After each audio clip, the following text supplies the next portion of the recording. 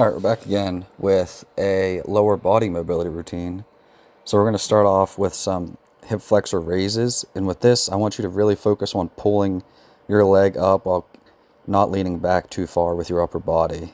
You might start to shake, or your quad might even cramp up a little bit. So work slowly to it, but you really want to try to keep your upper body as vertical as possible and squeeze that hip flexor and lift that leg off the ground.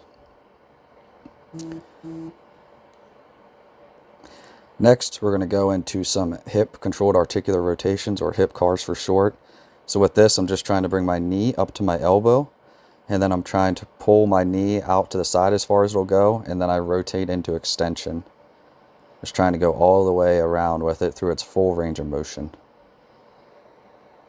Next, we're going to do some pails and rails. So with this, I'm trying to squeeze my elbows and close my legs. I'm trying to squeeze as hard as I can with my elbows, and then I'm pulling away with my abductors, so on the outside of my hips, and also adding a little assistance, pushing my hips down as well. And you can see throughout the video I gained some range of motion, but I'm trying to squeeze my elbows as hard as I can, and then I'm trying to pull away with my abductors, almost to where my knees can touch the ground. Next, we're going to go into some shin box, internal and external rotation work. So I'm going to start off here. I point at my knee, my back knee there, and I'm just trying to drive my knee into the ground and rotate my foot off the ground.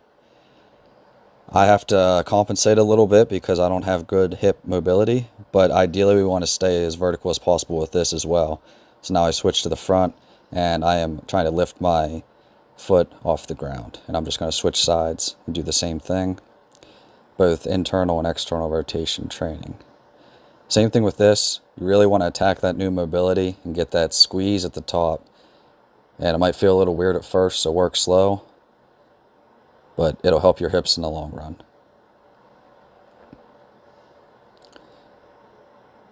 Then we're going to go into some quad mobility, a little bit of just really quad and hamstring activation. So I'm trying to squeeze my quad as hard as I can there at the top, and then I'm actively pulling my hamstring down.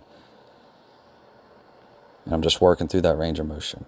Next, we're going to go into some ankle flexion, dorsiflexion, and plantar flexion. So I'm trying to pull my toes to my knee as hard as I can go, and then I'm trying to push my toes away from my body as far as they'll go as well. Same thing, you might notice a little shaking with this because you really are attacking those end ranges of motion and trying to get into new areas. Next, we're going to go into some ankle controlled articular rotations, and I'm just trying to take my foot, or my ankle joint rather, through its full range of motion all the way around. So I go into inversion, then I go into plantar flexion, and then eversion, and then I'm going into dorsiflexion. Just trying to go in one big circle with it.